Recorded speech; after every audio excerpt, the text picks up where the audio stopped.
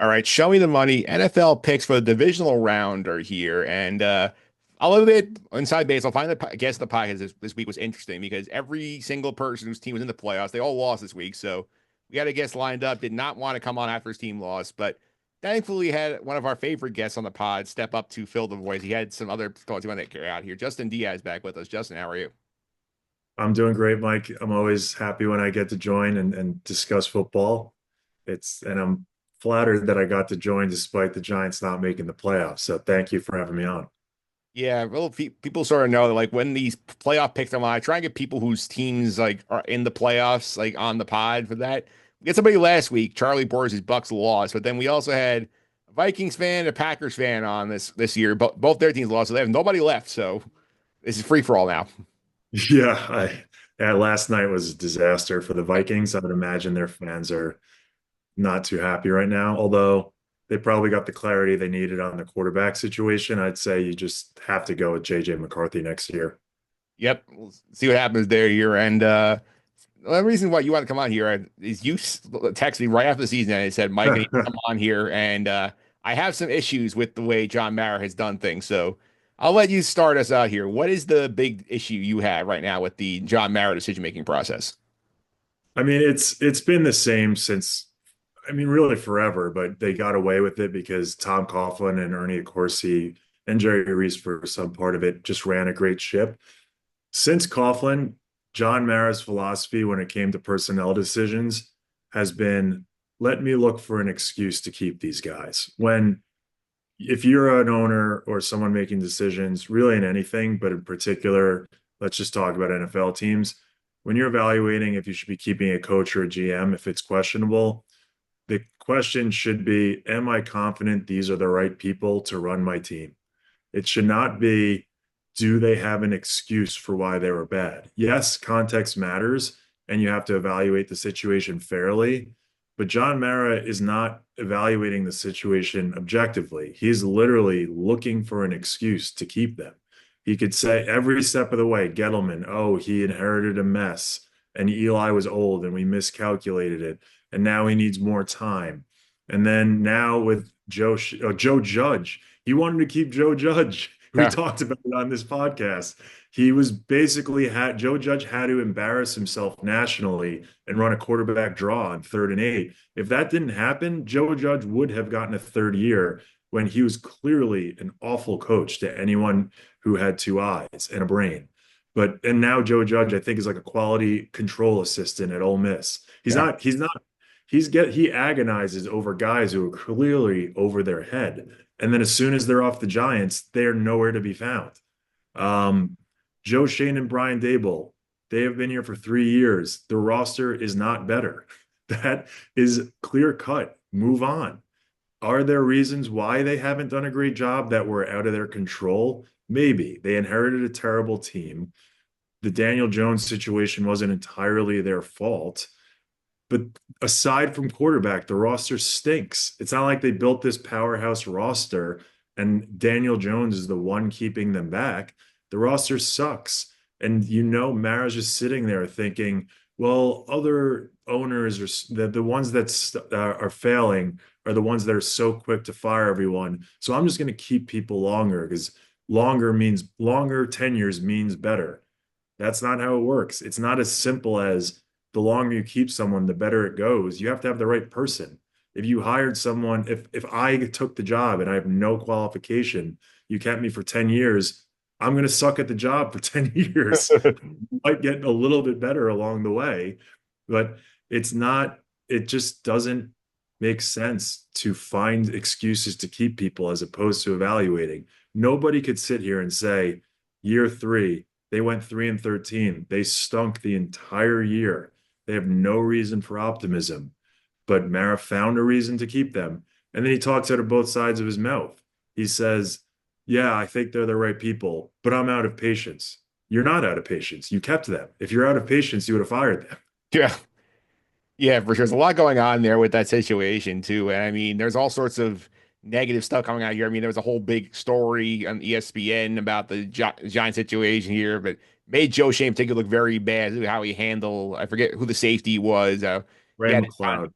about Ray McLeod's situation where he's like, I want you to take a pay cut. Ray McLeod refuses and says, "Don't pay your rent. As soon as I finally move on from you, I can. So I will." So it's not a good look for sure that this is the group you're going forward with. It's an embarrassment. If you're not good at building a roster, which Joe Schoen has, he has not shown any evidence that he's good at building a roster because they're 3 years into his tenure and the roster is horrible. I would hope that at least you're good at the other stuff, the ancillary stuff, like building a positive culture and making this a place people want to go to. What came out in that article is embarrassing. Yeah. They asked a guy who took a 1 year, not a lucrative contract. I think it was like $3 or $4 million. Yeah. They asked him in season to take a pay cut. Like there are things we don't know, obviously, as fans from the outside that happen that might be normal and we wouldn't be aware of that. In that same article, the author wrote, I don't remember who wrote the article. I think it was Jordan Ronan. Yeah. He said he asked league executives, they said that's very abnormal. So you're doing things like that and you're bad at player evaluation and roster building. What does he bring to the table? But again, Maris, he said, how can I frame this to where we can keep these guys so I get to keep them a little longer? And he said, well, he inherited a bad quarterback who, by the way, Joe Schoen and Daboll decided we're going to give this guy a big contract, but that's besides the point. So I can reasonably craft an argument to keep them where I don't look like a complete moron. I think that's Mara's excuse. That's his logic. He's wrong. He looks like a complete moron, but he thinks to himself, can I reasonably sell to my fan base that it makes sense to keep these guys? I think he thinks it's noble to keep guys longer. Like he's like, well, the owners that fire people quickly, that's embarrassing, but there's a nobility to keeping people longer than they deserve. It's Yeah. actually the opposite. It's embarrassing. Yeah. It's bad if you don't give someone a fair shake. Everyone knows that. If you fire someone after 1 year and they had no chance, then fine. That looks bad. No one's sitting here. Is anyone complaining that the Jaguars fired Urban Meyer in year one? Like Nope. Mhm. certain people, right away they stink. And I'm not even saying Joe Schoen and Brian Daboll, you knew right away. They had a solid year one. 3 years later, they are not the people. You cannot reasonably sit here and say these are the right people for the job. And now you're going into a year four where you basically you made it an inevitability that they will be fired after year four. They're not going to miraculously have a good year next year. And then what do you do if they go 7-10 and they have a rookie quarterback who looks okay? Now They're you probably put staying. yourself in limbo. Well, they're probably staying if that happens. Exactly. And then what happens the next year? The rookie quarterback takes a step back, which is you can be a solid rookie quarterback who takes a step back in year two, and you still have a bright future. But now you have these guys who haven't really shown anything. Like look at CJ Stroud, amazing rookie year. He wasn't bad, but he took a year. So let's say you draft Cam Ward, which I don't think they're going to get him, but let's say you do get him. He has a decent rookie year. He's a rookie quarterback you can't have high expectations for, but a decent rookie year means just it's kind of like a feel thing. Even if his stats aren't great, he looks pretty good. Reason for optimism. So then, yeah, you have to keep you realistically. It's only fair to keep them. But then that guy takes a normal year two step back, which happens all the time. You created a situation where it's almost impossible for these guys to succeed, and you're setting yourselves up for this vicious cycle of just keeping guys too long, kicking the can down the road. When in reality, you need to clean the slate, start new, stop looking for BS reasons to keep guys that aren't good at their job, and hold people accountable. That's to finish my thought earlier. There's nothing noble about keeping people who are bad at their job. It's actually embarrassing, and it just permeates a culture of lack of accountability. And it's infuriating as a Giants fan. The only passion I have as a Giants fan now is just the fury that comes when I think of how stupid they are and how poorly they're run. I think I wrote John Mara a letter years ago after I want to say year three of Gettleman. Yeah. And I said, this is embarrassing. The roster's terrible. It's absolutely unbelievable that you're keeping him. And it just signals that you don't care or you just don't see what's happening. Mara wrote me back, which I'm sure has that's like F this guy. Like, Yeah. but that's like a known thing that the Maras do respond. And he said, I think you're not giving us enough credit. We have some young talent. Sure enough, year four, Gettleman, they were a joke and he was gone. But it's really disheartening. There's no hope unless Mara finally finds the right guy to run the program and takes a step back. Because there's also the sentiment, which it's hard to deny, Mara's too involved. And when you hear him say something like, we're keeping Brian Daboll, but I don't really want him to call plays, like if you're going to keep him, the point of a head coach is to run the team from a football operation on the field, the culture building, delegation of responsibility when it comes to coaching. If you have him as the coach, let him be the coach. Like I don't want him as the coach, but if you're going to keep him, don't handicap him and make decisions for him. Why does John Mara think he has the skill and ability to know who should be calling plays? Again, I don't like Brian Daboll as a coach. I don't think he's the right guy. But if you're going to make him the coach, let him be the coach. Yeah. Don't half-ass it and say, "Yeah, you're the coach, but don't call plays." Like it's so pathetic, and we've become the laughing stock of the league. I will be fair, in my opinion. I think one thing I've noticed here, and I want to get your take, is I feel like a lot of the Giant issues have been obscured by the fact that my team's a dumpster fire and the owner does stupid things and is quoting the athletic stories about like telling guys they suck in the locker room and using his son's Madden ratings and tweets he finds as influence for football moves. But like, I think the Giants are starting to creep up there a little bit in terms of people realizing how incompetent, especially like the whole fiasco at the Hard Knocks offseason this year, but was the whole thing about the Mariners wanted to celebrate the 100th year of the franchise, and then they go on there, and then they get this big celebration. I don't think they had any idea they were about to go 3-14. Right. And you hit the nail on the head. I don't, so in sports, we give franchises way too much credit for the distant past. Yeah, Like the Giants have a great reputation because they were amazing in the 80s, 90s. They they they had a down period, but then they were excellent during Coughlin's run.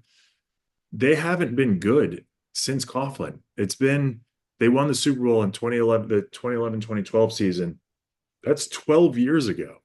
And since then, they've made the playoffs twice, and both were clearly fluke seasons. You don't you don't deserve credit for something that happened 12 years ago anymore. yeah, And also 30 years ago, 40 years ago. Like people say, I talk about this with my friends. The Giants I think they're if not the worst run organization in the league, they're one of the worst. I can't say someone's run worse than them. And they say, well, they won those Super Bowls. Like I'm not, that was 15 to 12 years ago and 17 years ago. Like they used to be good. Like if I'm not saying Madonna is currently a great singer and performer, like she used to be.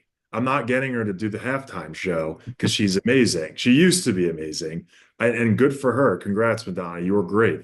Now you're done. You're no longer good. It's not a perfect analogy because Madonna is a human that she evolves and got older, but the Giants, to wrap that thought up, you're giving them the current people running it credit for something other people did decades ago. Especially like they still get this grace for like the Parcells days and when Belichick was there. Most of the fans weren't even alive back then. None of the players were alive back then. The yeah. current regime wasn't in the league yet. That shit doesn't matter. Like this Giants reputation, it's done. They stink. They're a horribly run organization. They're just as bad as the Jets. And like they don't deserve any credit for things that happened decades ago. I don't care what they did when Tom Coughlin was running them. I miss it. And I get nostalgic when I see clips on Instagram of Eli throwing bombs, but that's a different organization. It's technically the same organization. It's not the same people running it. It's over. They stink. And until John Mara looks in the mirror and says, I have no clue what I'm doing, and I just need to hire someone and sign the checks, they're going to continue this cycle. Same with Woody. My favorite headline I've ever seen, by the way, was on ESPN. It said, Woody Johnson, my teenage son does not have a role on this team. It was a real headline. He had to make that announcement. Yeah, he does roll the team. He just doesn't want to admit it. Yeah, of course. Yeah. Rick Johnson. His name's Brick, which is Yeah. just unbelievable. Yeah, it's a wild year. And the thing I think that scares you more is like the whole Mara, I'm out of patience thing, because it basically the way he's talking is like, oh, I want to see significant improvement next year to Yeah. justify this. And by chance, you see who the Giants play next year. Their schedule is brutal. And everyone, I know there's going to be the flip side of the people who are contrarian and say, well, the NFL changes year to year. It does, but most of those teams will be very good. Yeah, for the So yeah, for the audience on the YouTube version here, I'm going to throw the Giants opponents on the board here. So the home schedule alone, they got their three division rivals, Green Bay, Minnesota, Kansas City, the Chargers, and the 49ers. There's a great chance to go 0-8 in there. a great chance. And Yeah. let's say there's turnover in the league. Are the Chiefs going to be bad next year? Are the Eagles going to be bad? Commanders, Packers, Vikings. Like, let's just say two of those teams happen to be much worse than we expect. Maybe but the Giants we know are going to be bad. They're not going to magically turn it around. This has 4 to 5 wins all over it. Like, Yeah. and there's just no way to look at it reasonably elsewise. There's no other way to look at it unless you're delusional, which John Mara is. So, um, he also wants it both ways. He wants to make the decision of keeping them, but act like he's not happy about it. Yeah. Like, I'm out of patience, or they need to turn it around fast. I Dominic Foxworth, oh, I love, he's an ESPN guy. He said it best. Like, you don't, as the owner, you no longer have that right to be the angry fan. Like, you basically set up the coach and GM for next season to go into every single week that they lose to be getting peppered with questions from the media. Well, Mara said he's out of patience. How do you feel? As the owner, you sit there and say, I know it's been a rough few years. I love the process they have in place, and hopefully he can articulate one, which he can't. I know it doesn't look like it. I do believe we're moving in the right direction, and I have the utmost confidence these are the guys that are right to move the ship going forward. If you can't say that, fire them. Yeah. If you're going to say this crap of I'm out of patience, fire them. If you don't, if internally you feel that, but you want to keep them, you say nothing but confidence for them. And then when you go home, you talk to your wife about how much it sucks. I have to keep these guys another year, but it is what it is. Just publicly, you are the CEO of a major corporation. Like, when a big bank is like talking about its employees as on an individual level, they're never saying these guys stink. Granted, they never are, but that's besides the point. I make a lot of analogies that are not even close to perfect, but I just want to because it's fun. But you get the point. Yeah. And to close out the away portion, you guys haven't figured it out. They play the AFC West, which gets three playoff teams in it this year. The NFC North, which had three playoff teams last year, obviously the best division in the history of football. Then you got in Yep, here also the 49ers, who are going to definitely bounce back next year, if you would think, based on like the talent 100%. on the roster. You have the They Saints, will. who are, like, and the Patriots, who stink. So, like, maybe, and those games are on the road. So it's not like there's like no easy way forward here for the Giants. No, every team on the schedule goes, oh, nice, we have the Giants. So that should be a nice win. Like, the Raiders, Saints, and Patriots probably are all mediocre, if not bad. And the Bears might turn, depends who their coach is. But either way, yeah, this is a gauntlet of a schedule. The Giants stink, and John Mara is a horrible owner who I almost feel mean talking this negatively about him.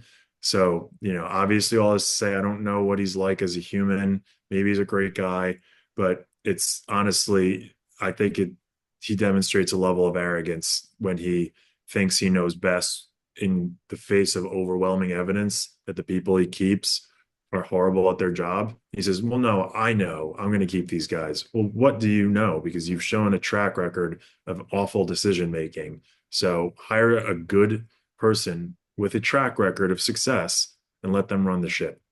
Yeah, and the last thing I'll say before I move on here is that even the quote unquote easier games next year for the Giants, all on the road, which means that it makes it even harder. Exactly. And when you win 3 games, you don't get the right to say anything's an easy game. Those teams are saying the same about the Giants. Well, I said easier compared to the rest of the schedule, Yeah, well, yeah, that's fair. Yeah. because they can't claim, because everybody's looking at the schedule, says Giants W. Yeah, exactly. 100%. Yeah. Every single team on their schedule. Yeah. All right. So let's get to the divisional round here, because obviously wild card week we talk about the top, not much to write home about, but divisional games I think are gonna be fun. I think there's a chance of a blowout in there. I think like the other games, it could all be competitive. I agree. I mean, I'm guessing if I had to guess which game you think will be the blowout, I'm going to say Texans Chiefs because I don't see any other blowouts on the schedule. But we'll talk about it when we make our picks. I think I mean the Bills Ravens matchup is one of the most exciting matchups we've had in years.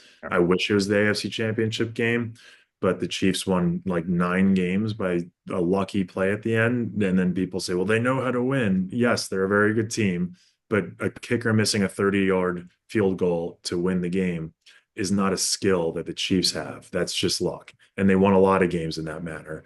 But that's that got them the 1 seed. So good for them. And sports does involve a lot of luck. So Yeah, between that, you got a guy's toe barely grazing the end line. very likely. Yep. Yeah, you had a block field goal in there. There was like a couple of other like weird False things start happening. by the Raiders to that knocked them back at a field goal range or something like that.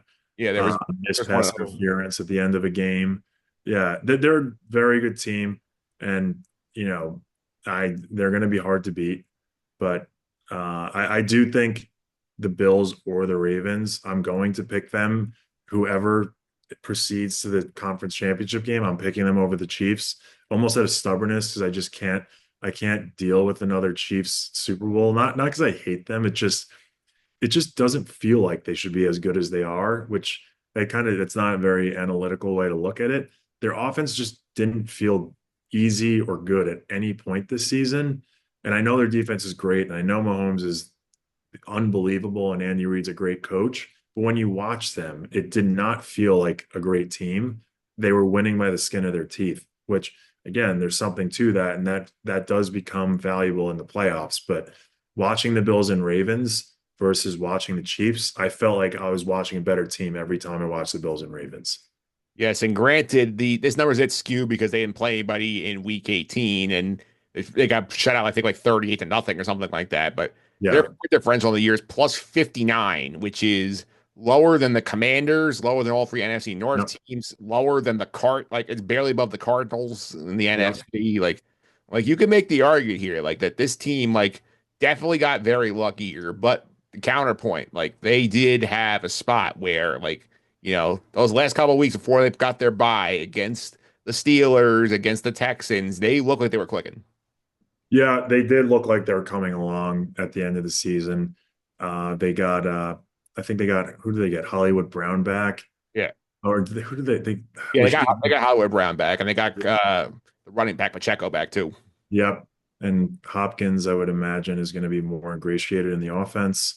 So, and then it's just Mahomes on third down. Like you can't, it's so hard to stop the Chiefs in a big spot because Mahomes just dances around. Kelsey walks over like literally it looks like he's walking sometimes and he's wide open over the middle of the field. Then they pan to Taylor Swift and she's cheering. And it's like, and Chris Collinsworth starts laughing hysterically. It's just like you literally, it happens every game, like 5 times a game, and no one can seem to stop it when it matters. But I mean, that's Mahomes. When you have an incredible all-time great quarterback and a great all-time great coach, it's hard to stop. It is hard to stop. Let's get to the pick. The reason why you're here. Charlie Boyd, as I mentioned last week, his Bucks were in the wild card round. He came by last week. He went 3-3 on his picks. He had the Chargers laying a 2.5. That was a loss. He laid the big one with the Ravens, got it right there. Took the points of the Broncos. That was a loss for him. Got the Eagles 4.5. Yet he bet against his own team. He said Todd Bowles will screw this up in some way, and he was right. So got the Commanders getting the +3. And he had the Vikings laying a 1.5. So 3-3 for Charlie last week. Yeah, that's I don't actually I'm confused by this graphic. Which picks are his? These are all his. We picked every game. Oh, he picked every game. Okay, got it. Um, I'm trying to think. I was pretty much in, I didn't take the Eagles or the Commanders or the Broncos or the Vikings. I was against them on quite a few of them. I thought the Chargers were going to win that game, honestly, handily. They played awful. Justin Herbert did not look good. I thought that was the big surprise of the weekend. The Vikings completely falling apart and not showing up was surprising as well. But the other games, I can't say were really that much a surprise. But I don't know what your thoughts are. Yeah, I'll get to my pick in a second here. So on the year, Challenger 30-30, even 500 and 3 entering the postseason. So now we'll go to my side of the board, which I did not do as well as Charlie. I think I went 2-4 because we went heads up on a bunch of picks. So obviously, Okay. whatever ones he won, I lost, and so on and so forth. So I had the Texans. I did take the 2.5. I said the home dogs will cover here. They took care of that. Good I thought call. I thought the Steelers would hang close. They didn't. I thought the Bill had said there's no shot Denver stays in this game, and that was correct pretty much after the first drive. Yep. I was with you on the Packers and the Bucks. I got those wrong, and our one favorite was the Vikings. So 2-4 for me last week. Yeah, I don't blame you for any of these picks, obviously. I mean, it's funny to say blame you, like you did something unethical, but I did not think the Steelers would be able to hang with the Ravens. Just Russell Wilson, the magic that he supposedly brought was clearly not legitimate. They completely fell apart. But everyone said they underperformed the second half of the season, when in reality, I think they drastically overperformed the first half of the season, and them playing worse was actually more in line with what they really were. So I was not surprised by that at all. Again, I said before, but Darnold just looked awful yesterday.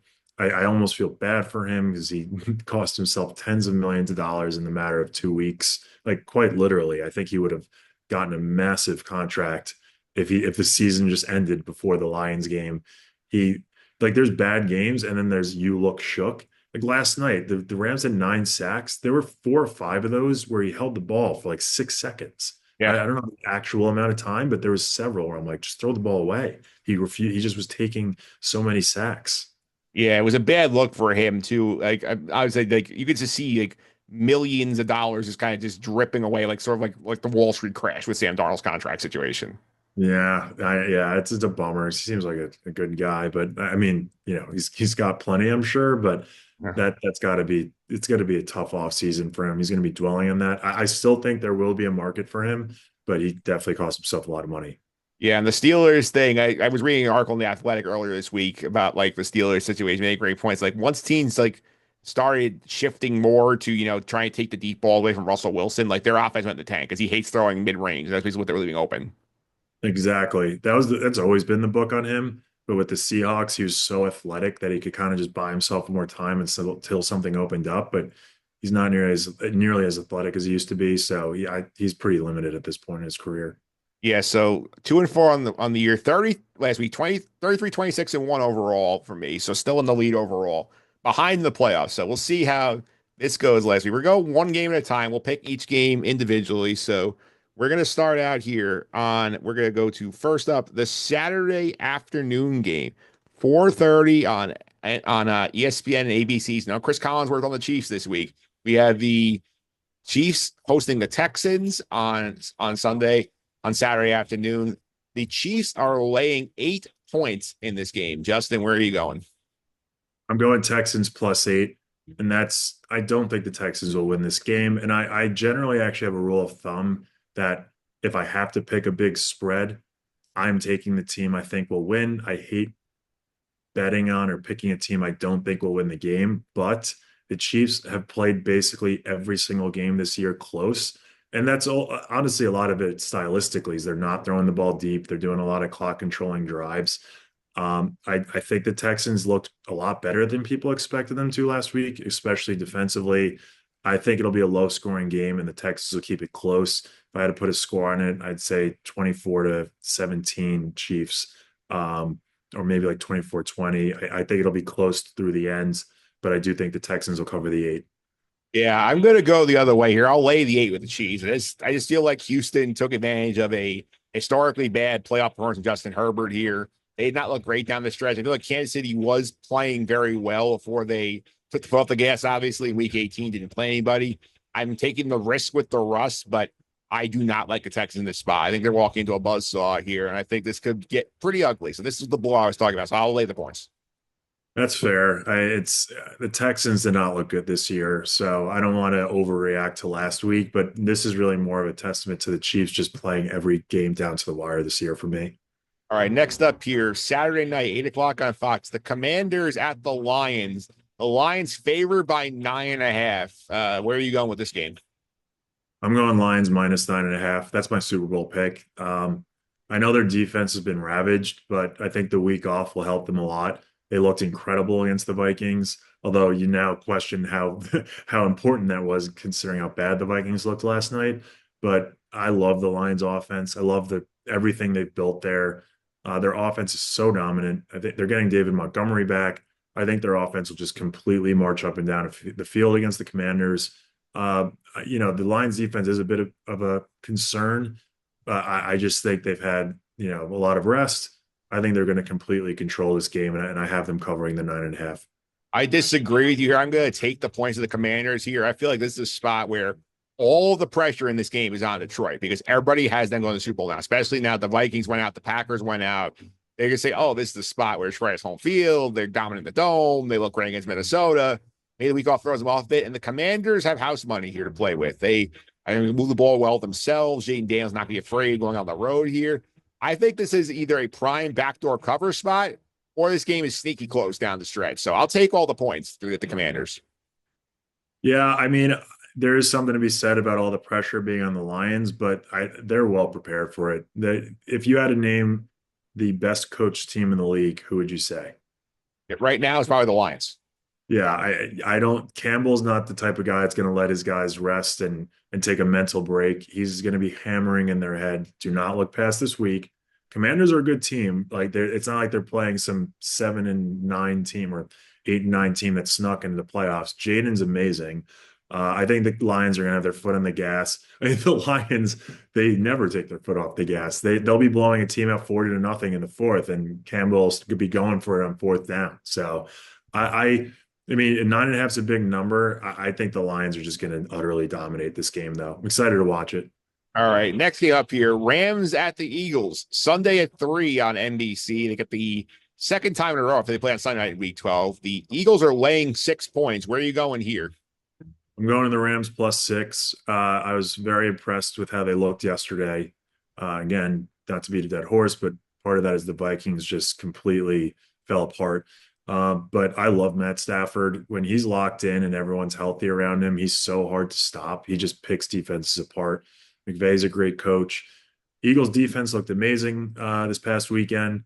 I did not think their offense looked good. Granted, they were running the ball very well, but their passing game just looks off. I mean, I don't know how much of that is Jalen Hurts is still feeling he's not 100% with the concussion. I like the Rams to cover. I actually like them to win the game. And I fully acknowledge I'm extremely biased against the Eagles because I despise them and I despise Nick Sirianni. But I'm trying to be objective here. I really like the Rams team. Think they got healthy at the right time, and I like them to cover the 6. All right. So I'm going to go against you here. I'm going to lay the 6, the Eagles. I have to ask you, do you remember what happened the last time these teams met in Los Angeles? I do not. Wait, when was that? I was in week 12. Oh, then the Eagles smoked them, I'm assuming. Saquon Barkley ran for 255 yards in that game. And Hey, they just imposed their will on the Ram front in that game. I could see the exact same thing happening again here. And this, I think the Rams are riding on the emotion of the whole situation with the wildfire this week. I think they had a lot more juice in the game than the Vikings did. Going on the road to the link, not an easy situation here, especially with one less day of rest. They played on Monday. The Eagles played on Sunday. So give me the Eagles laying the 6 points. I think this one also has a chance to get ugly. that's fair. I mean, the Eagles, like, it's hard. You cannot deny they're extremely talented, especially on both sides of the line, offensive and defensive. Um, I'm just going by gut and taking the Rams. All right. Last but not least here, Bills, Ravens, Sunday 6:30 CBS. Bills laying a point, the tightest spread of the week. Where are you going to wrap up the week? I took the Ravens -1, and do I have any faith in that at all? No. This is a coin flip to me. I think if these teams played 10 times, there's a good chance it would be a 5-5, like they'd split. They're so closely matched. I just love the way the Ravens are running the ball right now. I think the Lamar playoff career trajectory has been interesting to watch unfold. Is early in his career, he was not a great pocket passer. He's developed tremendously to where now he's an incredible passer. Last year, I think, was an overcorrection to where it felt like they were trying to prove he could stay in the pocket and win, and he left running plays on the field against the Chiefs in the AFC Championship game. And I still think there were games throughout the year. There was one game this year they lost, and someone asked Lamar after the game, did you think you could have ran more? and Lamar hit the podium and said, "Ah, my mom said I should have ran more." I love Lamar. He's one of my favorite athletes. So that the point of me saying that, I think he's at peace with who he is. He's a great passer. He doesn't listen to this bullshit narrative of he can't pass. So he will run when it's open, and he should because he's an incredible athlete. He's one of the hardest people to bring down in the open field. I just love the way him and Derrick Henry are playing together. Um, but again, the Bills are so good. Josh Allen is so good. This is the most fascinating matchup in the playoffs to me. So I say Ravens -1, and I can't wait to watch that game. I can't either. I'm with you on the Ravens here, laying the one. Two things sort of stick out to me. Number one, I know it was week 4. 35-10 still sticking in my head. That's something I think that's going to be hard for me to get out and look at this matchup here. And number two, in the cold, possibly chance of snow on Sunday night, I like the Ravens better that way than the Bills do. I think the Bills are much more built for like the clear, fast track. If there's a little slipperiness, a little physicality, I like the Ravens more. So that's why I'm going that way. Yeah, and that's fair. And they've been, I think, since week 10, the Ravens shifted where Kyle Hamilton plays. They benched a couple of guys, and their defense has turned it around. Because the defense was a bit concerned for the beginning part of the year, but it looks like they're playing a lot better. I don't know. Going against Josh Allen's scary though. He's playing perfect football. It feels like he just the knock on him for a while was he makes big mistakes. He doesn't make mistakes anymore. He extends plays. He bombs the ball down the field. He picks up yards with his legs where he needs it. I can't wait to watch this game. Yep. So to reset the picks here, we'll go with Justin's first. Justin took the Texans, gained the 8 points against the Chiefs. The Lions laying with 9.5 against the Commanders on Saturday night. The Rams getting 6, and Justin says win outright. So bet the money line against the Eagles, and the Ravens getting the point against the Buffalo Bills in the game of the wild card of the divisional round for sure.